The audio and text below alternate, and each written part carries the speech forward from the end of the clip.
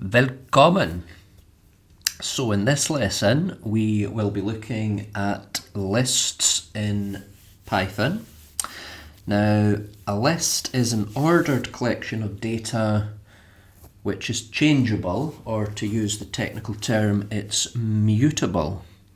Now those two things, whether the collection is ordered and whether it can be changed, are things we can use to distinguish between different data structures. So let's start by seeing an example of a list. Now when we set up a list, the syntax is we use these square brackets and we separate the items in the list with a comma. So in this case we can have John, Paul, George, and finally Pete. And that's our list. Now, just to demonstrate the point of mutability, the fact that we can change the list, let's change the last one here to, of course, Ringo. Now, that's fine. Now, there's no requirement that all items in a list be of the same data type. So we could have another list called stuff, and we could have the boolean true followed by a string value followed by a floating point value, and that's perfectly fine.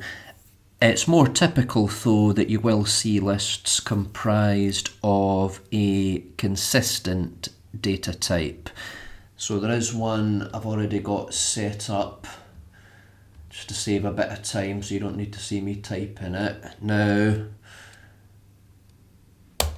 that's a list of the colours of the rainbow, and you can see I've got colour 2 and colour 7, and we're going to change those later on in the lesson, but you can't wait.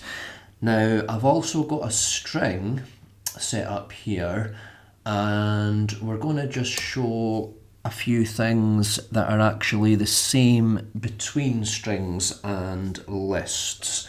That spelling mistake in the advice string is deliberate, by the way, and we'll come to that later as well. Right, so we did in a previous lesson see the len function for length, so we used that in the string methods video, so we can do length of advice, and it tells us there are 57 characters in the string. If we do length of colours, there was a time where I would refuse to spell colours without the U, but I gave up that fight long ago. So we can do length on our list, and it tells us that we have 7 colours there. Now another thing we can do with both is we can loop through or iterate them. Now it was only a couple of videos ago that I showed that with a string, so I won't bother doing that again, but just to show you it with our list. So we can say for colour in colours, remember colour is just a placeholder variable, we can call that whatever we want, as long as it's a legal variable name, and let's just print out the colour, and you see that works the same as it would with a string.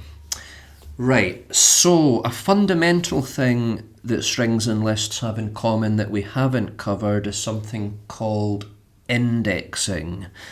Now every colour in our list, as well as every character in our string, can be referred to uniquely by its index, and the index is an integer. Okay, so if we read from the beginning, the first item in either the string or the list has an index of 0. And to refer to an individual item, we again use the square brackets. So if we do colours square bracket 0, we get the first item in colours, which is red. And if we do advice square bracket 0, we get the first character of the string, which is lowercase y. Now, a consequence of zero indexing, the fact that the collections start at index 0, is that the highest index in a sequence is always going to be one less than the length of the sequence. So there are 7 items in the list of colours, but the highest index is 6. So colours 6 is going to give us the last item in the list there. And similarly with the string as well, what was the length of that again? That was 57. So advice 56 is going to give us the last character of the string there, which is lowercase e. Now, if you refer to a non-existent index, you will get an error message. So if you try colours of 7, you'll get a list index out of range. And similarly with our string, we get string index out of range. So index out of range is the common factor that we have there. Now, you can also actually count or index your collections, be they strings, lists or anything else, starting at the end. So the last item always has an index of -1, the second last -2, and so on. Now, once again, you need to beware of the index out of range error. So the first item in the sequence will always be the negative value of the sequence length. Okay, so colours has a length of 7, as we've seen. So if we get the negative value of that, that's -7, that's going to give us the first item in colours, which is red. And again, if you try to go further, -8 or beyond, you just get your index error message there. Right, okay, now there is a more intermediate topic, which again can be used with both strings and lists, and it's called slicing, and it refers to just getting part of the collection, but I'm going to cover that in a different video because there's already a lot of stuff in this one. Okay, now we can easily update values in a list, so let me just get colours back. So that was the reason I just put colour 2 and colour 7. So if we want to change the second item, all we need to do is colours. Now remember, it's index 1 for the second item, and we'll just set that to be orange. And then if we want to change the last item, which remember is colours 6, set that to be violet. And then we have our full Roy G. Biv. I remember first time I heard Roy G. Biv from a teacher, I thought they'd gone mad, but I've certainly always remembered it. Roy G. Biv for the colours of the rainbow. Excellent. Right, so can we do the same thing with strings? So remember I said I made a deliberate spelling mistake here. So the first word I've spelled incorrectly there. So can we change the third letter, index of 2, to a U? Now the way I'm setting this up probably gives it away, but let's just go through the motions here. So let's do advice 2 equals U, and we get a type error. String object does not support item assignment. So unlike lists, strings are immutable. They cannot be changed. Now, some people, myself included, when they first hear this are a bit sceptical because it does seem like we've created and then changed numerous strings. However, what we've actually been doing is just creating a bunch of new strings. Now, we still want to change this spelling error though in advice. So let me show you a super long-winded way of doing this. Now, first of all, there is a string method called split, which returns a list. Now, the split method can take up to 2 arguments. The first argument is a separator, and the second argument is a maximum number of splits to make.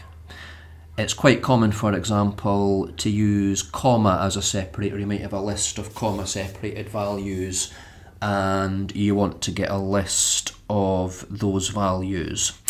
Now, the defaults for the split method though are to split on white space and to split on every occurrence. So that's going to be what we want here. So all we can do, we do want to reassign advice to this. So if we say advice equals advice dot split, and we do need our opening and closing parentheses there, and we now look at advice and you see it's now been changed into a list, and U is the first item in the list, index of 0, so we can easily say advice 0 equals U. Whoops, don't want to spell it incorrectly again.